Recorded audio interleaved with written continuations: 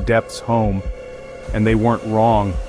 Even today, visitors speak of eerie whispers swirling in the mist, stories of those who disappeared forever into the rushing currents, and something dark lurking behind its beauty. Over the centuries, Niagara has witnessed daredevils who braved its wrath, and some who never came back.